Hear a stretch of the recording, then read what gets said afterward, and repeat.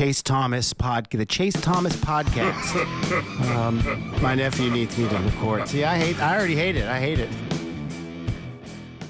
All right, hello. Welcome back to another episode of the Chase Thomas Podcast from still the aforementioned Chase Thomas, coming to you live from Knoxville, Tennessee, Everything School HQ. Joining me, the guys behind more important issues that you should go subscribe to if you are not already on YouTube and Apple, Spotify, wherever you get your podcast. Joe Niblick is here, producer of More Important Issues. Joe, good evening, sir. How are you? Oh, you're muted. Oh, man, it's 2020. We're making rookie Zoom mistakes here. No, you know what's great about that? It's like the producer thing, where it's behind the scenes. Like you it is. you I'm mute on yourself. Yeah, you're on my usual side, and now it's all backwards. I'm good, dude. Long week, but the days are getting longer. It's still bright out my window at 6:30, so I have literally nothing to complain about. It's warm. It's beautiful out. Nothing to complain. No, I mean, I don't believe seasonal depression's real until that first 60-degree day in late February, and you're like, okay, no, I didn't realize this is how I was actually feeling. This is what I was missing on a daily basis, because I did multiple walks outside today, and it's like, I mean, I'm in my mid-30s, so I'm just the person like, oh, how about this weather? Like, I'm feeling pretty good.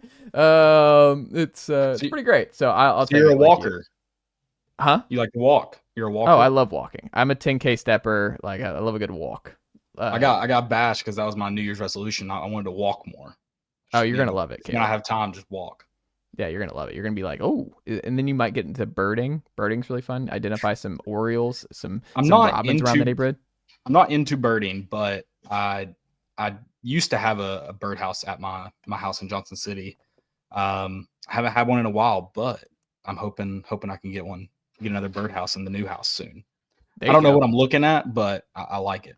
You can get a book. My parents have a book now for their birds coming in and out here. So yeah, no, it's addicting. I'm gonna scramble for a second. I'm sorry, I gotta plug in my laptop. It is about to die, so bear with me.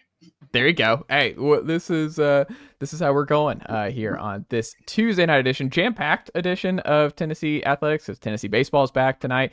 AJ Russell starting the game out of nowhere, so he's back apparently, way ahead of schedule, which is awesome. And then Tennessee, a late night tip in Baton Rouge against LSU for the folks who we'll see because it's going up tomorrow. So already know what happens with the Vols and the Tigers, but should be okay there. LSU's awful. And this might not age well, is me saying I feel pretty good about Tennessee on the road at LSU. But we'll see how that unfolds here in a couple hours. But the first thing that we have to hit on, because this is probably the biggest surprise and biggest stunner with Tennessee football right now, is Rickey Gibson II looking to go into the transfer portal in the spring window here, and Tennessee's got a little bit of time to figure this out and what they're going to do about that to kind of maybe let Rickey go to the portal and see what happens, or restructure and hopefully keep him around. But your first reaction to seeing Tennessee starting cornerback plan to enter the portal here, Joe? Not great. I'm calling the bluff. I think it's going to be. I think that boy just want to get paid, and I don't blame him, because I think that's just kind of slowly the game that we're seeing. Is kind of this breaking news that they want to enter the portal or intend to enter the portal, and that obviously leads to negotiations and at least sorting that out. So obviously, I don't think anybody wants to see Rickey Gibson go. Just insane talent, and obviously with Jermon McCoy being torn ACL, that backfield's not looking nearly as strong now. So, Rickey Gibson was not who you want to see exit. So, I don't know. Get your bag. You know your worth. I get it if that's what it is. Obviously don't know everything, and I hope it's nothing more than that. But if that's all it is for now, then I guess we'll wait and see. It feels like it has to be that. Because he's going to start. Like he already played a bunch of snaps last year across from Jermod. Good fit in the system, was a top 100 PFF graded corner last year for Tennessee, was going to be penciled in to be one of your go-tos again. Willie Martinez doesn't really rotate at corner, so it was like he was going to play. It can't be a playing time situation. It can't be a fit situation, because he's been really good at Tennessee. He won the battle over Jordan Matthews, because Jordan Matthews enters the portal now at Vanderbilt, and the two blue chip guys, and Gibson won that battle and got all the snaps, and Jordan's off to Vanderbilt. But I don't know, Caleb. I just look at this and I think Joe's probably right that it just feels NIL related. And I mean, to Joe's point as well, he has leverage because Jermad's out. You don't have a lot of depth behind him. You still feel pretty good about Jalen McMurray. He was solid in a nickel role for them last year, but still, you haven't seen him play 60 to 70 snaps a game for Tennessee, and you have a bunch of freshmen behind him. So unless you're really, really sure Caleb Beasley can step in year two, you're really thin there. And if you're thin and you don't know when Jermad's going to be back, you hope he's ready to go for the start of the season, but you still just don't know with his recovery timeline. I mean, I get all of it. It just kind of sucks because you're like, man, I don't know what else you can do other than it's so late in the process. Like, you kind of have to, in my estimation, I think you kind of have to play ball here. Like, I don't think you can lose Rickey Gibson this late in the cycle. No, I mean, I think you got to go pay him. And I don't necessarily fault him. Like, we all want to get paid what we think we deserve and what we're worth. And his value just shot up with the injury of Jamal McCoy across. And I mean, from Jamal McCoy's perspective, let's say he comes back healthy. I know that timeline is probably optimistic, but let's say he's back in time for the season. Losing Rickey Gibson's a hit to him. What we see Tennessee has right now, he won't get the ball thrown his way a single time if Rickey Gibson's not across the line of scrimmage from him. So or not across the line of scrimmage, but across the defense from him. I just don't get this. I'll say all that to say I don't get this from an athletic department standpoint. Tennessee has to play ball. They're going to have to pay him. They're going to have to find a way. And I'm sick of we're doing all this stuff for the money. Like, we're building this and we're building this, and it takes money to make money. But whatever. We're playing in this neutral site game for money. Well, be a business person and protect your assets. And it's time to quit pretending you're going to have to just start paying players. Why are ADs not pushing for that, where you can get them into contracts? And you don't have a guy in January or February, almost March now, like, hey guys, I'm leaving. I'm going to be here because I have to attend class to be eligible. Like, he's going to be at Tennessee. He can't stop going to class. That's why the Cam Carr timeline makes sense. He didn't miss any. He's not going to lose eligibility. Rickey Gibson can't stop going to class, or he's not eligible in the fall. So you have a guy on campus that's not going to play for you now. I don't know. If this is the way it's going to be, AD should be pushing to pay athletes and to get them under contracts and to protect their assets, because those are your most valuable assets, are your players. And if you don't have them building the G10 Plaza, whatever, honky tonk and whatever's going to go in down there is worthless. I mean, you got to win games at the end of the day. So when does it start? I don't know, but this sucks. Like, this is just stupid. Well, I think what makes this really uncomfortable, and I think a lot of fans probably feel what you feel right now, Caleb, when it comes to this playing out publicly. Like, that's what sucks. Right. It's there's all kinds of stuff in the offseason of restructuring contracts and getting guys in the loop. Because I mean, that's how you figure out who's going to stay, who's going to go, retaining your roster, who's worth X amount of money. And because you got to figure out, it's not unlimited money. Like, you have to figure out who you want to prioritize keeping, who you're okay losing. And this is, so I think that part of it it has continued. What's not very common is the public ones. And I think fans are just kind of exhausted because you just went through this with Mike Matthews. You just kind of went through this with Boo Carter, all in the same offseason where it's playing out publicly. Like, that's the difference. Like, when you're I'm a big NFL guy and obviously Falcons stuff, like, you have some holdouts, or you'll have a Deebo Samuel put a trade request in for the Niners. But it's one guy. Like, it's not like you have all these different guys where fans are like, man, we have 4 of our favorite players requesting just to make more money potentially, or threatening to leave if X doesn't happen. You know what I mean? Like, I just feel like That's the exhausting part. Is it just this stuff playing out publicly? Like, I don't really care if it's happening behind the scenes and stuff, and you're negotiating and this kind of stuff. Like, go do whatever. When it gets public like this, you're like, man, this just kind of sucks. And it's why coaches don't want 2 portal windows, right? Is that because you have the second portal window, Rickey can kind of open up, and other ball players, and it's not even just a Tennessee problem, it's across the board in the sport, is they have another window of negotiating, because they can be like, all right, if you don't want to do this, if you get some more leverage that was unexpected, I think it would be bad business not to renegotiate and not to Sure. push for more money, because there's going to be you're more valuable right now to Tennessee than you were 4 months ago. So, I mean, it all sucks because it's just the business stuff that fans don't want to just have shoved in their face over and over again, with with ticket prices going up and everything else. It's uncomfortable. But I think this stuff doesn't bother me as much if it doesn't get out as much as it has this past cycle. Like, that's where it just like, man, like, this is putting a lot on fans, because fans now feel weird about Rickey. They feel weird about Mike. They feel weird about Boo, maybe. But then time goes by and you get over it. You're like, hey, it's not the bit, like, you're still going to love them when they're on the field this fall.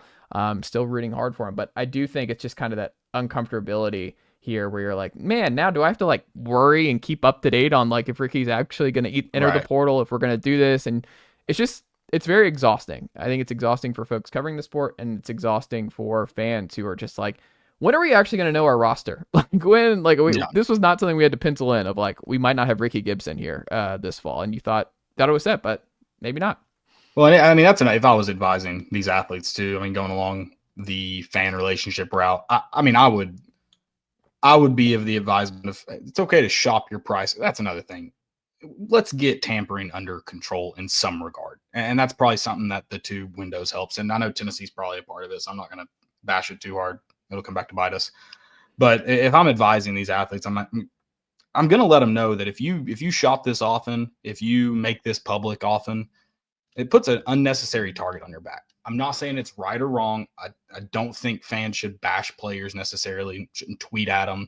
Booing's a whole nother thing that I'm not going to do it, but it's a boo. It won't hurt anybody. But they shouldn't be in DMs. But the fact of the matter is these humans are insane oftentimes. And you do this, you put a target on your back. You have a bad game, you have a bad play, people are going to remember that you got some extra NIL money, and they're going to say something to you. And right or wrong, it's just the truth of the matter.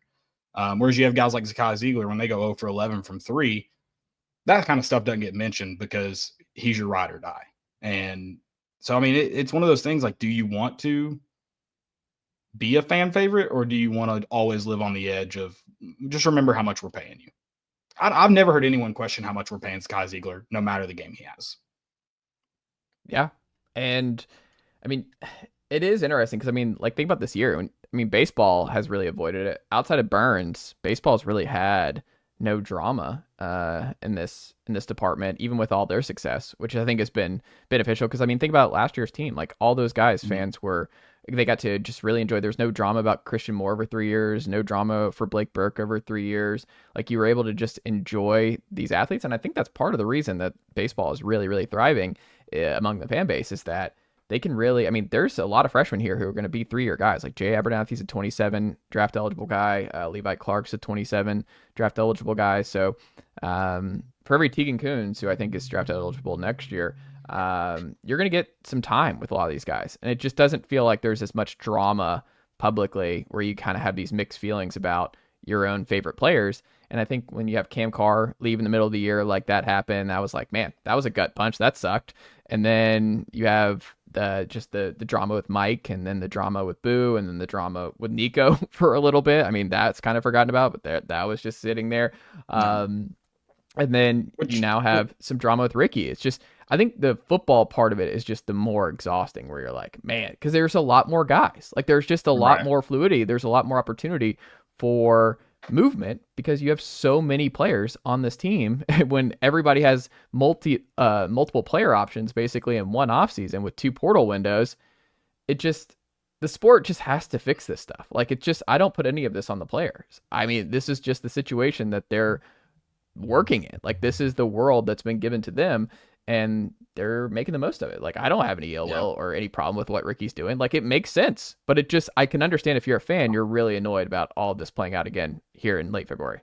See, just to, like, I guess, give another viewpoint. I don't necessarily fault them, but in terms of decision wise, I think you could always, I think this is where just some people lack the foresight. And I'm not saying I'm the best at it all the time, of going, maybe this check isn't as big, but if I'm around, if I'm a name, if people know me, recognize me, love me, then that next check's going to be bigger. And if you want to be a mercenary and take the high, go to the highest bidder, like there's room for that all the time.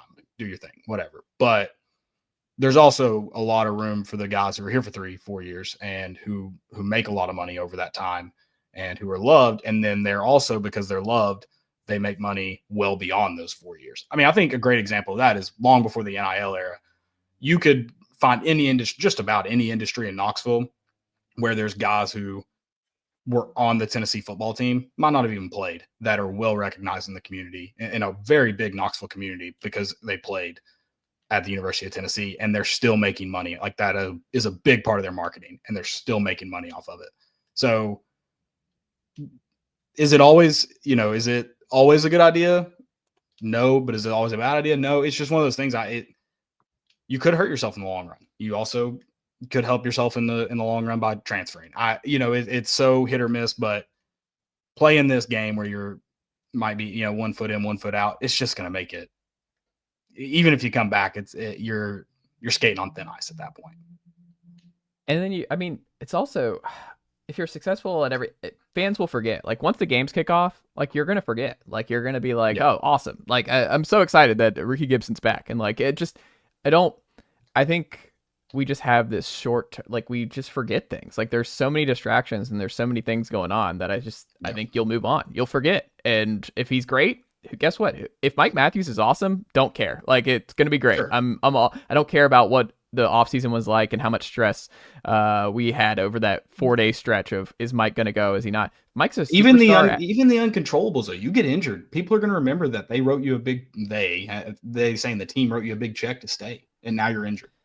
People are, but that's professional, right? Like that's right. No, we're dealing with this with Kirk Cousins with the Falcons. It's like Kirk Cousins came in all like, he's a bad deal up front, anyways. But it was, you gave him the benefit of the doubt, and then it was like, awesome, he wants to be a Falcon, he wants to finish his career here, this, that, and the other. And then it's like, now you just have all this dead money, and there's almost drama of like his injury stuff, and it's just like, oh man, this is awful. And now you find a Falcons fan, it's hard to find a Falcons fan. It's like, look, we're not giving Kirk a fair shake here. It's like you're all out, and it's just, that's the nature of professionalizing college football. Is like, I think this is just going to be part of the deal going forward.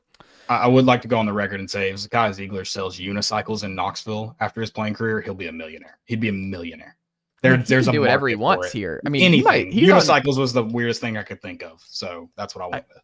He could do anything. I mean, he's doing the Weigel stuff. I mean, Zakai can do whatever. He's got a great voice, so he could do some voiceover stuff. Like Zakai's got a very definitive voice, the New York accent. But Zakai, I'll be interested to see what he does. But he'll be beloved. I mean, if they have a Final Four national title run, I mean, we're in like statue territory. I'm already saying, I think senior day they should retire.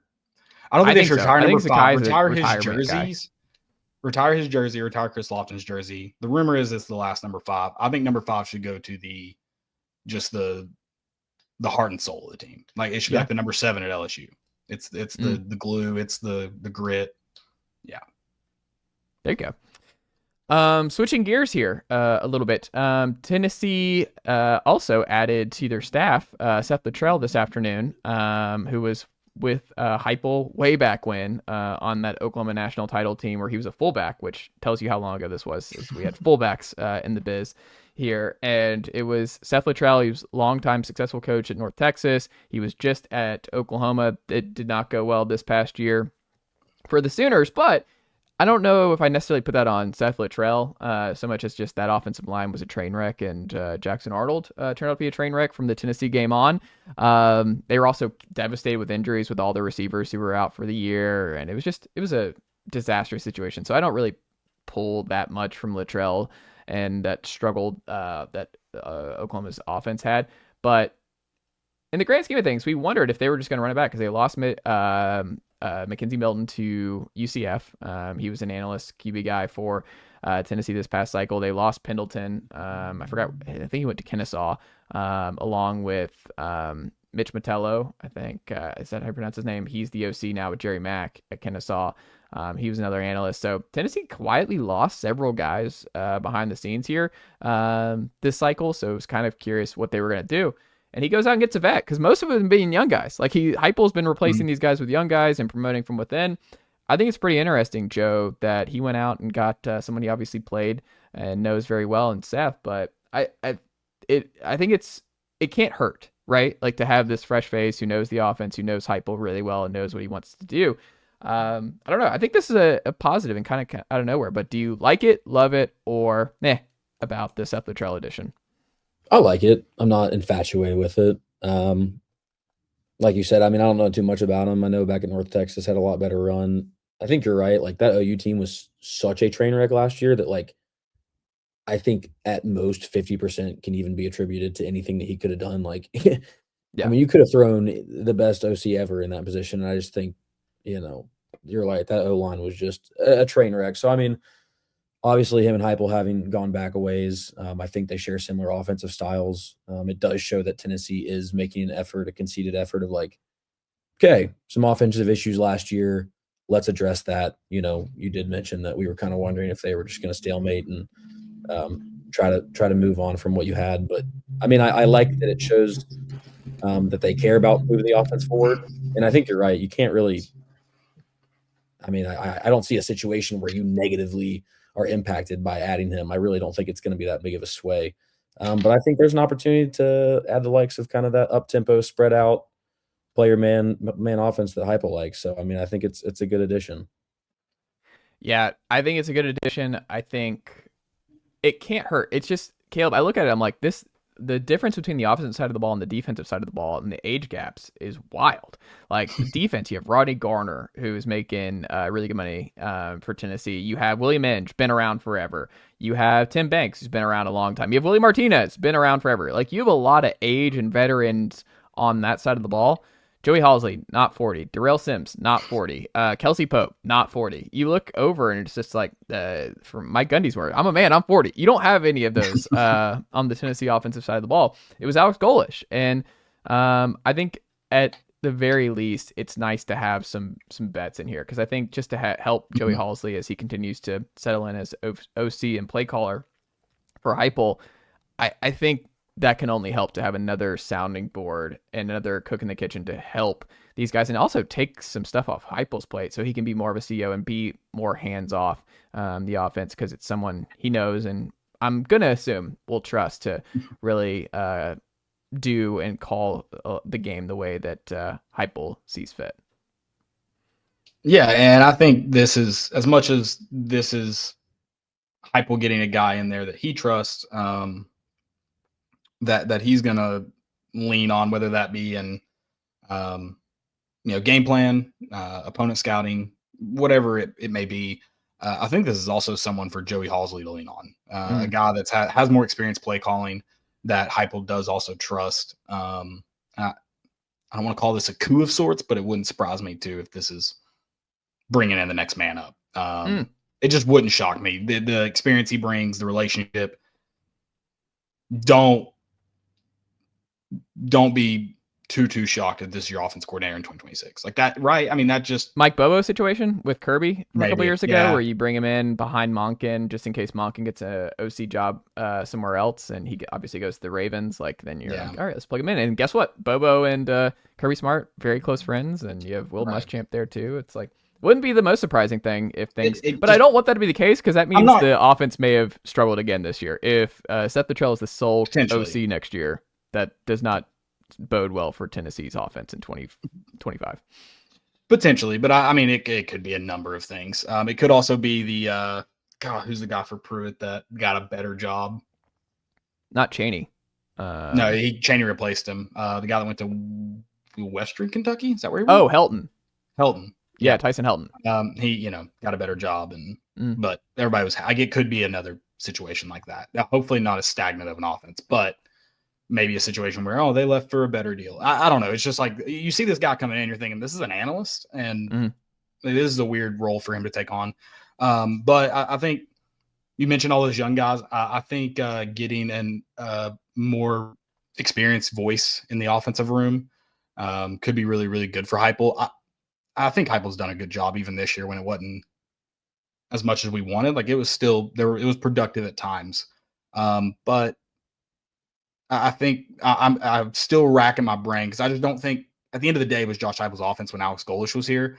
but was Alex Golesh really, really good at challenging Heupel in their, not just their game planning, but also his play calling and pushing him when he needed to be pushed? Can this guy who is experienced, also had some pretty high-powered offense at North Texas before he left. And then also a friend, Josh Heupel, was in his wedding, I believe, correct? That I don't know, but I think he was. Yeah. Okay. I think he was.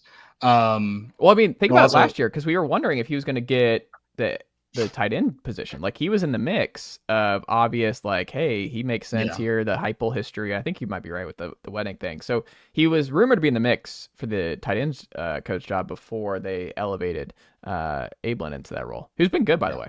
Right. But I think another voice in there to just hopefully be someone, hopefully it's not a butting of heads situation like friends can be sometimes. Hopefully it's just like a good, healthy challenge at times and another set of eyes. I mean, I got to think Hype will trust him.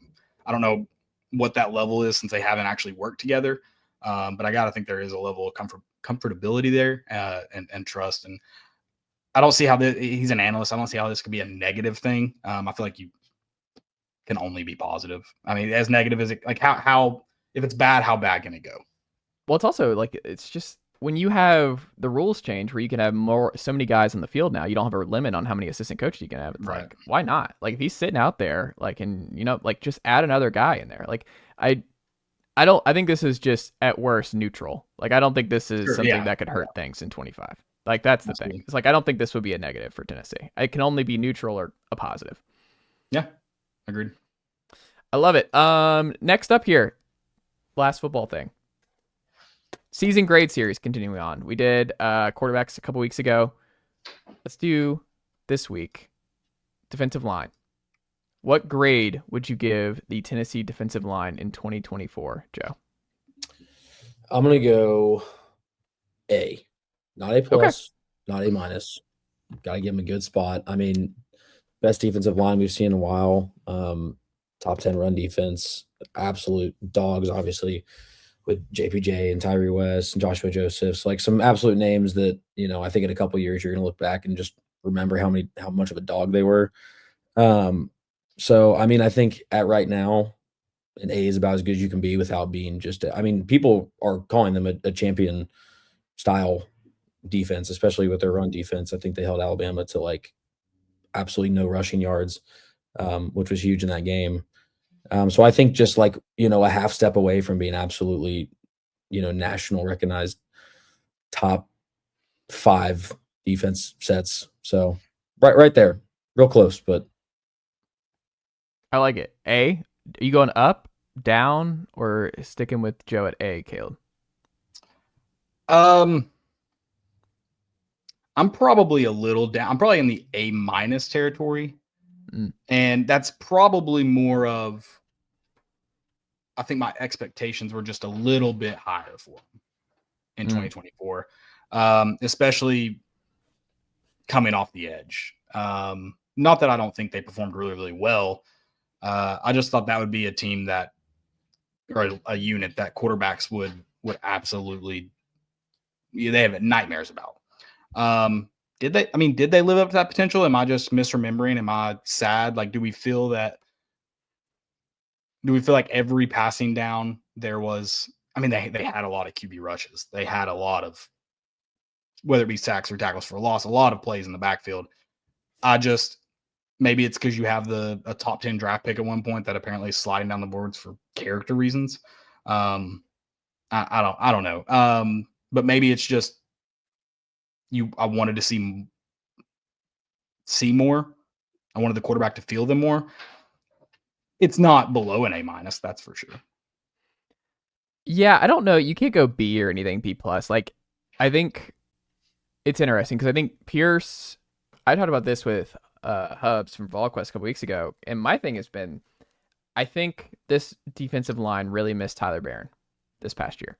I think Tyler Barron on the opposite side of Pierce in 24 or 23 was just havoc, especially on third down. Like, those two were just really, really good at getting after the quarterback together, and Barron did a lot of dirty work. Barron was just a high upside guy, and he was really effective at Miami this year. Like, he destroyed Florida in the swamp the early part of the season, and Barron was a good player for Miami again. I think they missed Barron a lot on that opposite side. I think Pierce was still really good. He had a lot of success, a lot of potential sacks that didn't turn into sacks, where it was just like he made he took some weird angles, or just he couldn't get the quarterback down, but he was getting home. Like Pierce, I think had another great year. Like I think Pierce was another A+ player for Tennessee. Well, I also think it's Joshua just funny Joseph's that James Pierce he has. I'm trying to pull up his actual game log because it was similar in 2023. I imagine it's about that in 2024. But of his 7.5 sacks, I think only 2 came from non-Power 5 opponents. Yeah, so it's like he seems to just take his days off for the past. He's not a guy feasting on lower level teams. Yeah, 100%. Which is usually opposite for edge rushers. Well, then you had Joshua Josephs, who had a really good year. I think his best years of all. You had Omar Norman-Lott, who was really good. You just needed more. Like Omar Norman-Lott needed to be available more. He needed to play more a little bit because I thought Omar Norman-Lott was really effective in the interior. You mentioned, Joe, that they were really good against the run. Bryson Eason, really good on early downs. Dominic Bailey, really good on early downs, rushing the passer or stopping the run.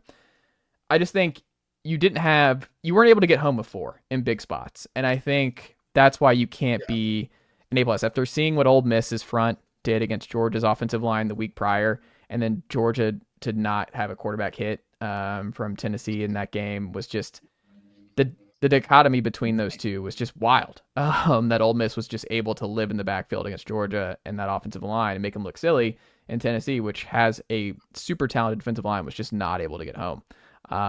So I think you just can't go A+ with how they were in big games, especially with like Georgia, as I talked about, and Ohio State as well. But I think it's still a good year. Like you mentioned the talent, like the talent is just that there's not a position group I'm worried less about at Tennessee in the Heupel era than defensive line. Like next year, it's going to be like Jordan Ross is just going to plug right in, right behind Joshua Josephs, and you have Caleb Herring there still too. Like what does he look like in year 3? Eason's back. Like I think the interior will be just fine with Moy, Eason, and company.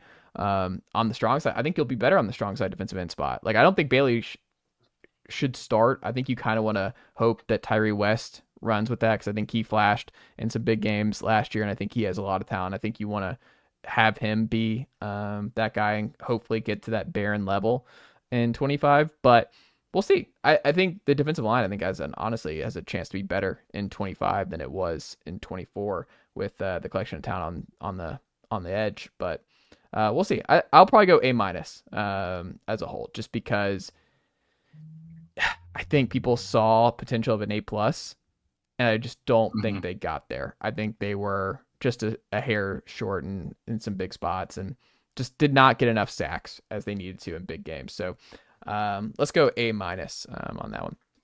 Final thing, 2 weeks of Vols baseball here. The biggest surprise from the first 2 weeks for you, Caleb, and what is your biggest question heading into the Vols' first big test here in Houston this weekend? Biggest surprise. Oh, see, you had biggest surprise, and then how'd you phrase that second question? Just the biggest question you have heading into the Houston series with Rice and company. I don't think I have any. I'll start there because I don't, as of right now, I don't think I have any concerns for this team, if that's the right way to say it. Also, getting AJ Russell back, I don't know what his output right now is going to look like moving forward. But better than we thought. Right. And I got to imagine he'll be used some. But it's probably just what are they going to do with that Sunday spot? But I also trust that this coaching staff's going to figure it out. And so it's almost not a concern because I've seen what they've done in years past with that third role that they've had to figure out. That's probably my, outside of just normal early season, like let's see what happens. That's probably it.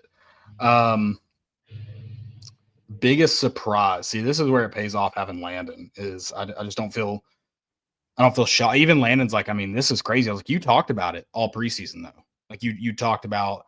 I think the last time we did a show, he was all over Gavin Keelan.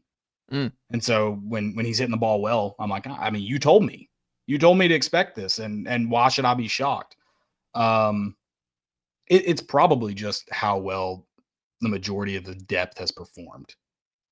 I think it's got to be a nightmare to be Tony Vitello right now, and a nightmare mull over to be it. Tony Vitello right now. Well, it's a good problem to have as a coach, but you hate having to when a guy gives you a reason to play him. It sucks when the guy in front of him is still giving you a reason to play him. But you also knew what you were walking into here. These are guys who could have gone to the MLB draft that came here. This is your number one recruiting class overall, first one. And you knew the kind of talent was coming in the door.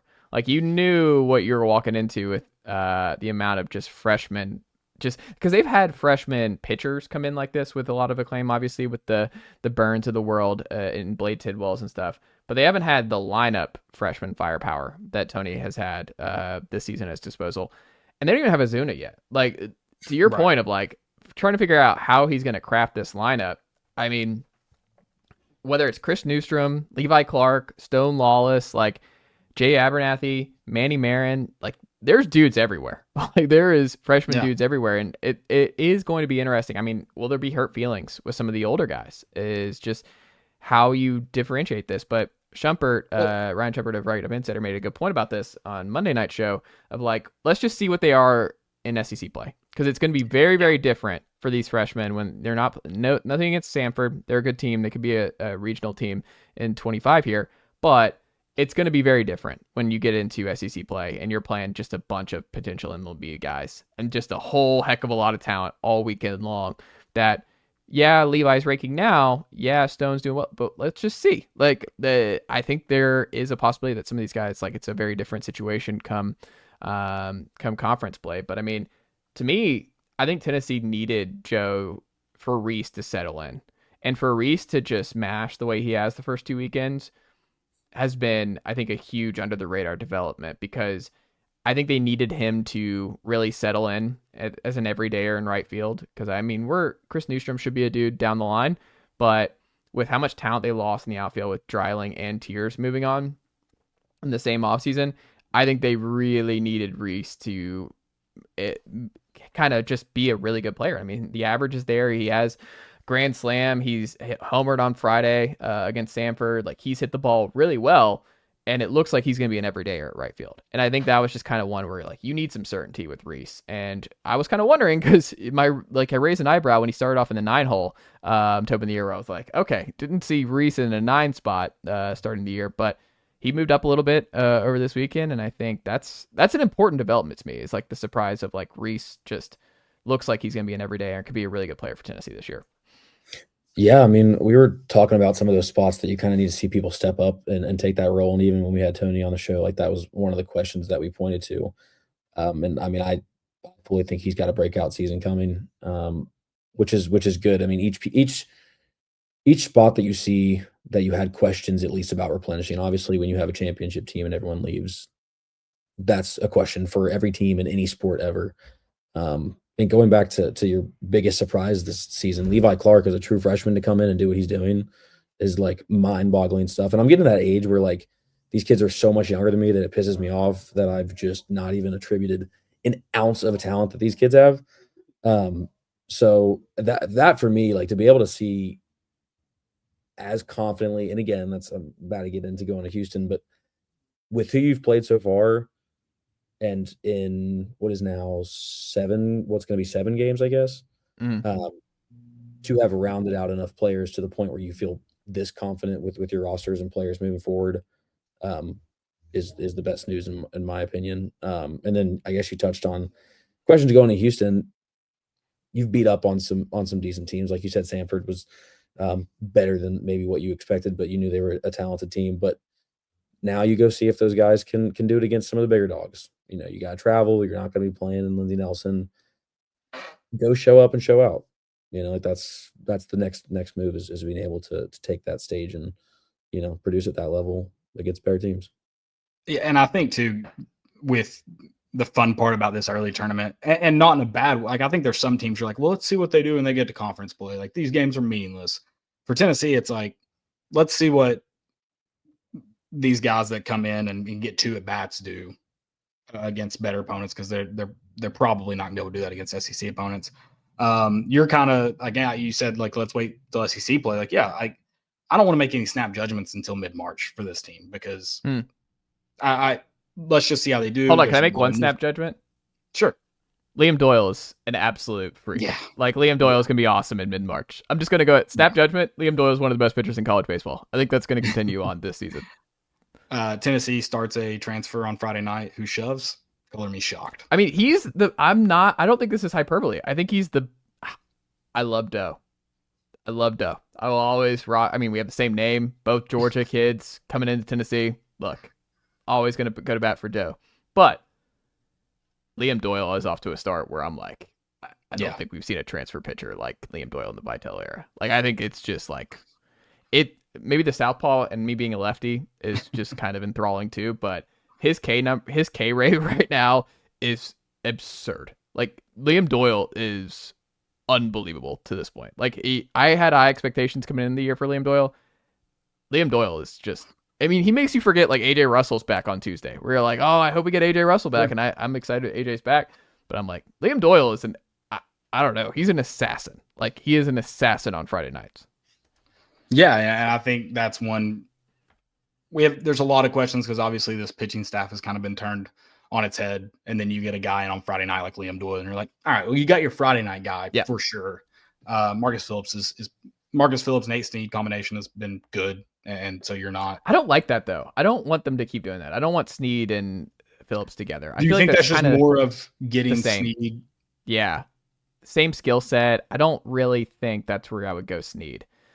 Maybe you want to work him. I don't know. Is that a thing though? Like, that's not going to be an every Saturday this spring thing. I don't think. Yeah, I think that's you're getting him in his pitch. I would just do Dylan Loy on Saturdays after Phillips. Okay. I would go Loy after Phillips. Just that's a really stark contrast. Southpaw, very different style. I don't know. I think you see more of what they're going to do on this Saturday, and that's the fun part about Houston is, it's a challenge, like Joey said, going into a different park, a major league park that obviously just it's different in the way of you're not going to play in a park quite like it this season. And then you also play better competition. Again, not a knock on Samford, like that's a good squad. Is a knock on North Alabama because they're from the state of Alabama. But yeah, I think you get an early taste of what an SEC weekend might look like. Obviously not a series, so it's not quite the same, but it's fun. And the last time Tennessee went to not Houston, that was in last time Tennessee went to Houston, everybody was very excited, but they went to was it Arizona? Yeah, Arizona, where they played Grand Canyon and Arizona. That was a terrible series. That was panic button. That was rough, but it was also right. Like, the panic button was fully appropriate because Tennessee was 5-10 in conference play to that point. Like, there was, and on it, like, I mean, I also don't think you go and play these tournaments because if you get beat up a little bit, it could be a good thing. Yeah, I mean, you don't want to at the end of the day, no matter what. Even if you bounce back and you're like, that's what we needed to learn. You still don't want to lose, but it is. You don't want to be Mizzou. No. No. By like just an absolute awful SEC program this year. Like, I couldn't imagine being a Mizzou baseball fan right now. Just seeing Tony Vitello. I can't imagine being a Mizzou fan, but Mizzou's going to be the worst team in the SEC again this year. It's rough. And then Vitello's just right here, just moving right along. Yeah, you want to win these, but if you lose and learn something, it's not all lost. No. So this is a fun test. I hope Tennessee goes 3-0, and I'll probably be mad Sunday if they don't. Just want to put that out there because I'm a fan. But yeah, it should be a good time. I'm excited. I'm just excited for just nauseating Tennessee baseball, like where I'm pacing around the room. Like it's been a while since I've had some anxiety from watching Tennessee baseball, and it's one of the best things because Tennessee's really good, and it's part of what makes baseball great is that it's very, very tough at times. I want to get to mid-March with this team. Like, they're good enough that I'm like, let's go play SEC. Like, because you're not having those pace around the room games, and I want this. Yeah. I love it. Joe, Caleb, what can the good folks check out from you and the team over at More Important Issues this week? think we just have Thursday on Fox Sports Knox. Am I missing something, Joey?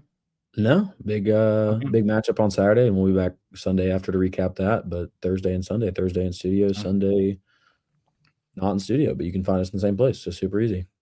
There you go. And also in the spring, Mondays, Landon Raby and Dylan Taylor, and then Austin Thomas in there with them, doing the bat flip. That's a baseball show, only baseball. So make sure you guys tune into that. That's every Monday night at 7 p.m. And then of course you can find it on all the others, Spotify, Apple, all that good stuff the next day. So make sure you check that out too. Go do that. Subscribe. More important issues, YouTube, Spotify, Apple, wherever you get your podcasts, and listen to Caleb, Landon, and company on Fox Sports Knoxville on Thursday nights as well. Guys, keep up the great work, my friends, and we'll check back in again very soon. Thanks, Chase.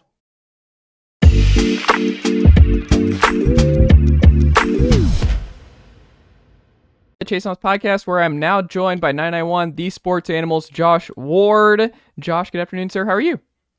Doing great. Great to talk to you.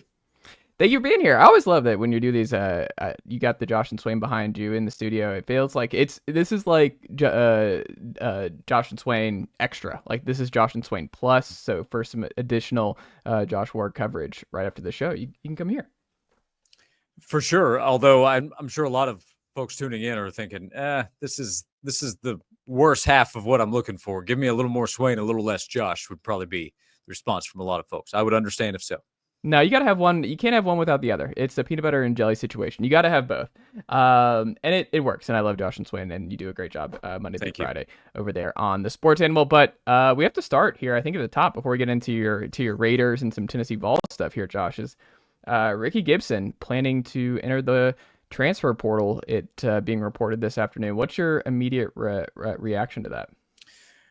Surprise. I did not anticipate this one. In fact, with Rickey Gibson, a lot of the conversation has been about his importance with Jermod McCoy suffering the torn ACL and his status at the start of the season being an unknown, and really how he's going to play all season long coming back from that knee injury. My guess is that when Jermod is back, he'll play at a high level and get better as the season goes along. But that adds to the importance of somebody like Rickey Gibson. Now, that also adds to his negotiating power. And in the world that we're in college football, we can never be totally 100% surprised by anybody entering the transfer portal or considering doing so in this case, because he's not in there. But that is the report right now, that is Rickey Gibson's plan. So it's easy to kind of connect the two, that there is a need at corner for Tennessee. Rickey Gibson's value then rises, which also might show his interest in looking elsewhere if somebody's willing to pay him more than Tennessee is. And maybe something changes there. Tennessee could come back and say, okay, what do you need to stay? That's why it's an ongoing story to pay attention to, because Tennessee needed, I think, some help at corner with Rickey Gibson staying. If he were to leave, that really increases Tennessee's need to go find somebody after the spring. And they've done it before. I mean, Kamal Hadden is probably your best spring portal ad in the Heupel era. He came in late and obviously had a really solid overall career at corner for Tennessee. But maybe there's a Kamal Hadden out there. But I think it's just kind of the new age of you kind of touched on this, of just college athletics. Is you just never know day to day who might pop in, who might not, who's going to stay, who's not. Even when you think it's all pretty close to being wrapped up, there's always a surprise, and we still have a more portal window to get through. And it's just, this is kind of that early reminder that we're not necessarily all settled here, and who you're planning on seeing in the fall for Tennessee is maybe not set in stone. But I will say, from Rickey's side, it makes all the sense in the world to do this now. He's got so much leverage with Tennessee right now, because he and Jermod played 60 to 70 snaps a game. They don't really rotate at corner at Tennessee.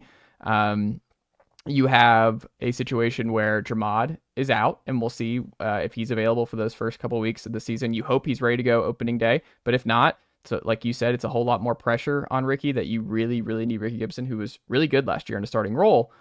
And then, I mean, there's just not a lot of depth behind it. Proven depth, we should say. I mean, Jordan Matthews gone in the portal, so you don't have him to turn to if Rickey goes. He's got all the leverage in the world to be like, look, man, y'all got to take care of me because I know my value now. My value has increased over the last couple weeks, right? Yeah, Jordan Matthews, you mentioned him. When he decided to leave and he goes to Vanderbilt, he was one of the names I mentioned when I said, don't just dismiss that because he was a backup, because backups matter. If we're going to talk about depth mattering in football, you can't just look at second-team guys and say, oh, who cares if they left? Because you might end up needing those guys. You hope not to the point that we're maybe discussing right now.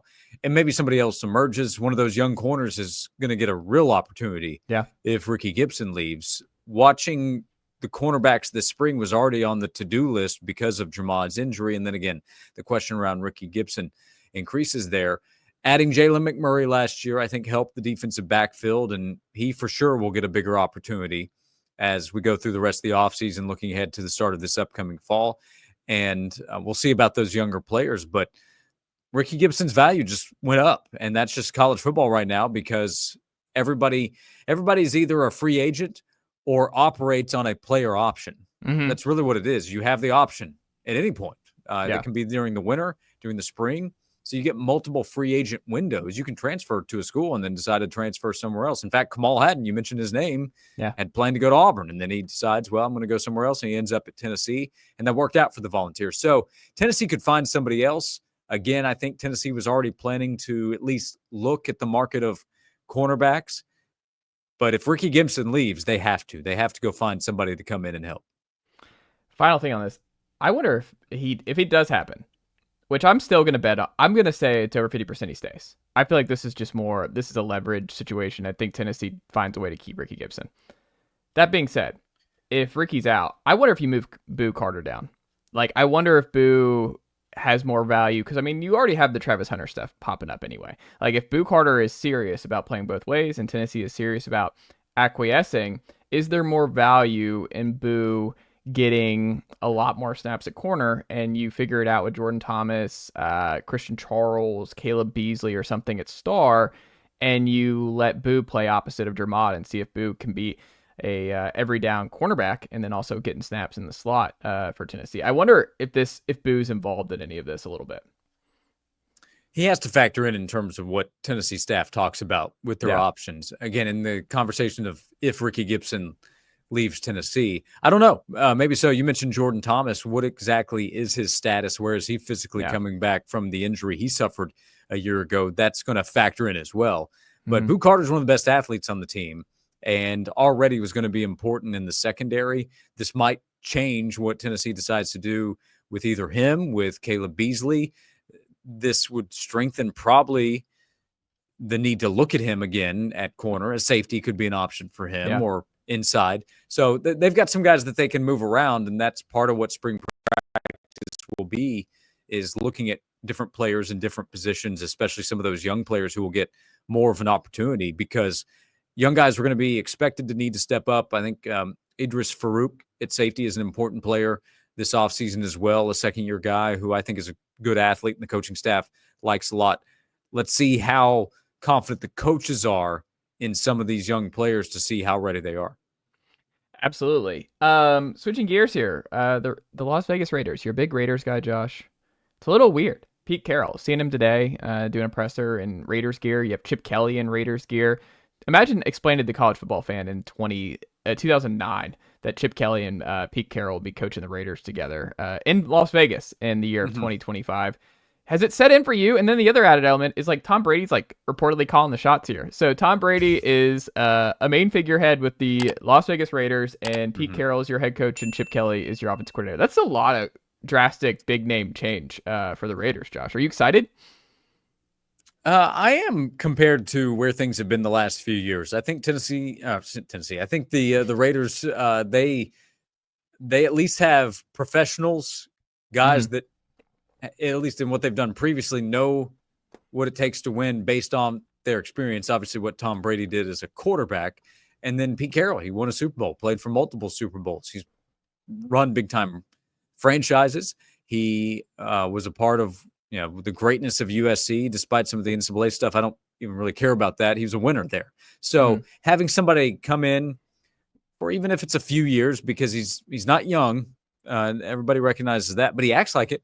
Yeah. And maybe he has a new life, little life added after spending the year away from the game, essentially being let go by the Seattle Seahawks and saying, okay, I've got one more shot to add to what I can say my career was as an NFL head coach. I think Chip Kelly's a very good addition as an OC. A few years ago, we were talking about, could he get another shot as an NFL head coach one day? So he's an OC coming in. They've got to upgrade the roster. They've got to figure out the quarterback position.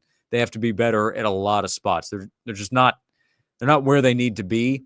The roster, though, was probably better than what the results were at different times. So if they can figure out the quarterback position and get the quarterback a little bit more help, they could win. Another big problem is the division they're in. The Chiefs aren't going away. The Chargers are going to improve. And Bo Nix has breathed a little life into the Denver Broncos with Sean Payton. So the Raiders are in the worst spot for sure in the AFC West. But you also have Pete Carroll, who I'm sure I wanted to see Jim Harbaugh's face when he learned that Pete Carroll was taking the Raiders job. They're back together. They can't quit each other. They cannot. And Pete Carroll, I'm sure that's part of it.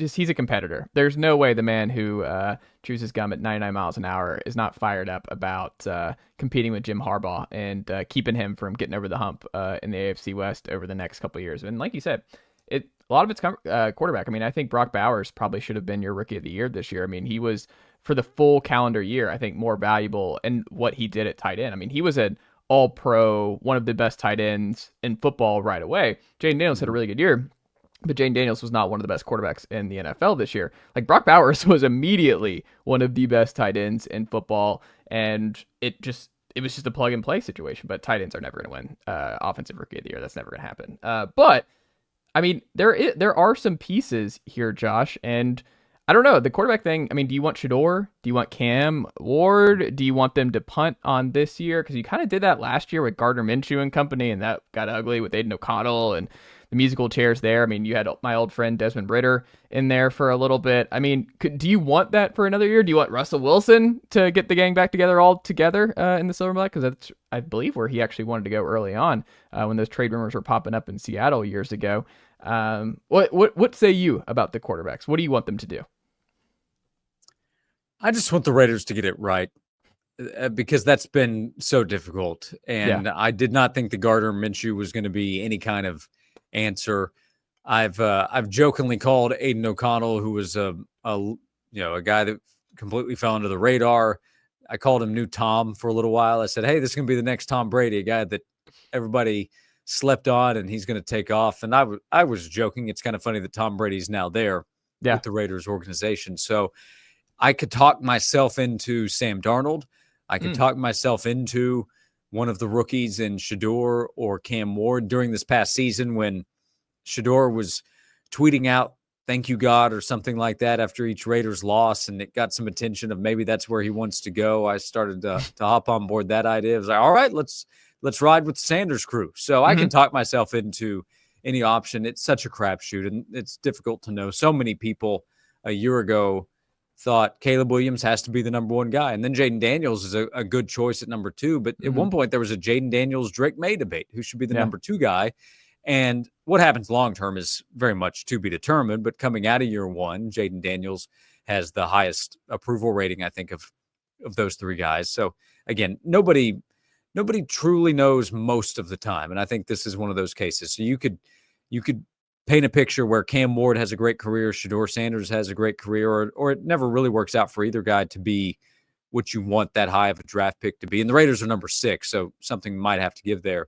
But Sam Darnold makes a lot of sense as a shorter-term option because he's probably not taking the Raiders as far as they want to go, which is back to competing for Super Bowls. But they're also not in a position to help whoever's there at quarterback to compete for Super Bowls anytime soon. So Darnold, or a guy that's there for 2 to 3 seasons to bring some stability back to what they're doing and waiting to find a young future quarterback, that right now makes the most sense. I love it. Josh, when it comes to whether or not Tennessee feels like a 1 seed to you, with the schedule, what you've seen from Florida, what you've seen from Alabama down the stretch, we'll get a big-time matchup on Saturday, obviously, between the Vols and the Tide with Dick Vitale on the call. But what say you? Does it feel like this is a 1 seed worthy team, or do you see why right now Alabama and Florida are ahead of Tennessee in the 1 through 6 pecking order to get one of those 4 final spots. Well, Tennessee feels like it's competitive and should be in that conversation with 9 quad 1 wins this season, playing such a tough schedule. When you combine the non-conference and everything that's there in the SEC, of course, what Tennessee is playing in the SEC applies to Alabama. This final stretch for the Crimson Tide in the last 3 weeks of the season is absurd in what Alabama faces. Florida has the most impressive win, I guess, in college basketball, winning at Auburn, considering Auburn's the number 1 overall team. Tennessee and Florida split. They both blew each other out at home. So right now, the case for Alabama, the case for Florida against Tennessee makes a lot of sense. If Tennessee can beat Alabama, and let's see how things play out in the final week, but Bama has to play Florida and Auburn, that's really tough. And if Tennessee can get a head-to-head win, the Vols have a really good case against Alabama. If Tennessee loses at home against Alabama, I'm not sure what the argument would really end up being. Florida's schedule is a little softer in how things will play out. Houston's also there, and Houston's a really good team. So I think Tennessee is a top 6 team. If Tennessee wins out, there isn't much of an argument. Then I think Tennessee needs to be a number 1 seed. If Tennessee beats Alabama, loses at Ole Miss, let's see what Alabama does in its other games, because part of the argument against Tennessee would be, well, it's at home. So if it's a close game. So I don't know, but I am of the opinion in the argument, do you want to be the 4th 1 seed or the top 2 seed? You want to be the 1 seed. Even if Tennessee has to go out west, that should be the preference, I think, as opposed to being the 2 seed in the East against Duke. I'd rather take my chances out west in San Francisco.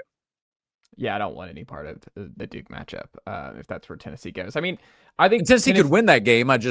If I can avoid Cooper Flagg, I'll avoid Cooper Flagg. He's a terrific player, and they're a really good team. Tennessee, again, could beat Duke and would have a really good chance, but I'd probably favor Duke going into that game, and I'd like to avoid them until I have to play them. Yeah, 100%. I mean, I think Tennessee, with where Lunardi and the standings are right now, they need some help. Even if they went out, I mean, they still got Ole Miss, who is going to be a challenge. Ole Miss on the road, I think will be.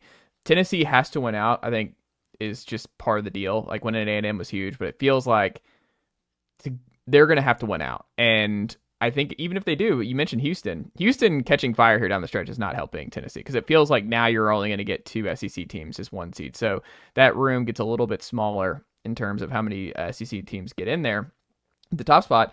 And even if you beat Alabama, I just feel like Florida, you mentioned their soft schedule, I think you need Florida to drop 1 too.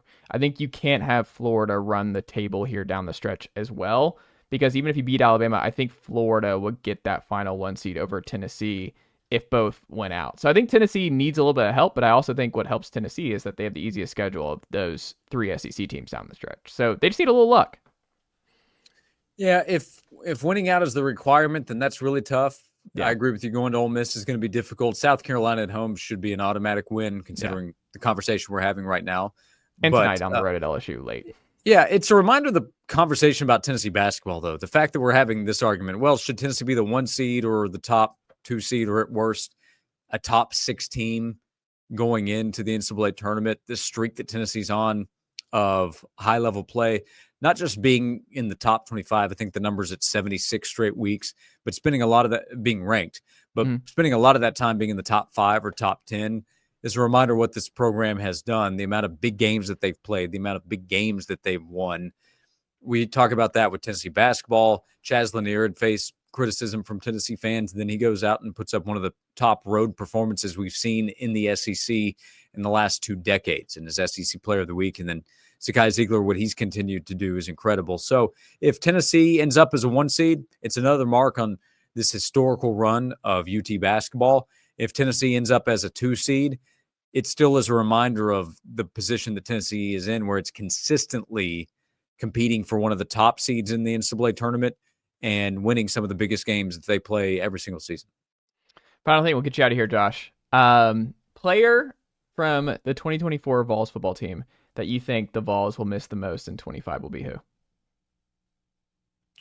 Player from last year's team that they'll miss the most in 2025? Well, I'm probably choosing between Dylan Sampson and Cooper Mays.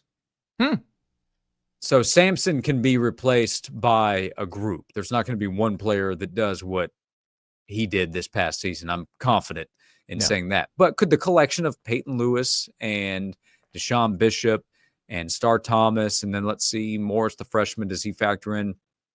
Could they collectively have success that's comparable to Dylan?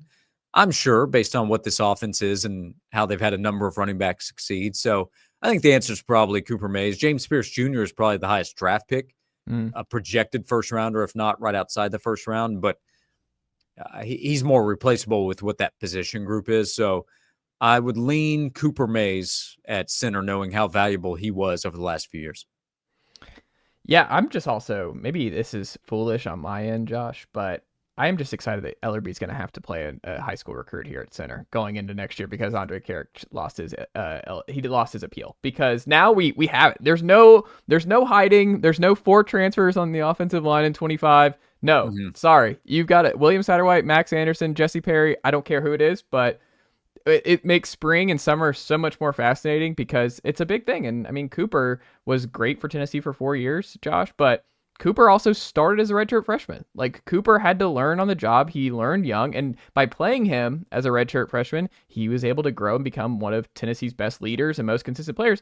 You have to do that at some point. Like, if you're going to spend this money on these high school offensive linemen, they have to play at some point. And I'm excited. Like, I'm excited that it's going to be some combination of these new guys because they got to do it. Like, at some point, you can't just keep putting Band-Aids on this offensive line year over year, and you got to develop some of these guys you're bringing in. Yeah, you're right. Fans have been waiting to see a high school offensive lineman develop to the point that he belongs on the field. Let's see that guy belongs on the field, because if they have problems at center, they are going to have problems with the offense, with what Tennessee wants to do. I mean, that applies to really anybody. You don't want to waste what you have in Nico, and he needs to be better this year. He's going to try to take a step forward as a player, talking about Nico Iamaleava. But if they're not protecting him, and we can talk about guys making plays on the outside too, because that's a factor, but they've got to protect. They've got to they had something they really trusted in Cooper Mays. And when he was out during the early part of the 2023 season, that was felt. So replacing him is a big deal, and somebody needs to emerge this spring. I'm here for it though. It's gonna be fun stuff, Josh. I'm gonna be like my wife's like, what's going on? I'm like, hey, Satterwhite's pulled ahead here in mid-May. Like, Satterwhite's pulled ahead at the center position, and she's like, what are you talking about? And I'm like, oh, look, it's a long story. Josh Ward, what can the good folks check out from you and the team over at 991 The Sports Animal and the newsletter? Yeah, thanks a lot for that. So Swain and I are live 12 to 3 Monday through Friday on the Sports Animal. We're on in the Tri-Cities each day as well on the Sports Monster up there. You can podcast the show anywhere you get your podcasts, and that newsletter. You can sign up at joshandswain.com. It's free. It goes out once a week, every Friday morning, just kind of covering some of the big topics of the week and sharing some of the conversations we had. So joshandswain.com if anybody wants to sign up for that. Go do it. I subscribe, and it's a great Friday morning read. I love getting it in my inbox on Friday. So, Josh, that's cool. Thank you. Absolutely. Keep up the great work, my friend, and we'll have to check back in again very soon. Chase, thanks as always. I appreciate it. Nicely done, nephew. The Chase Thomas Podcast. Hell yeah.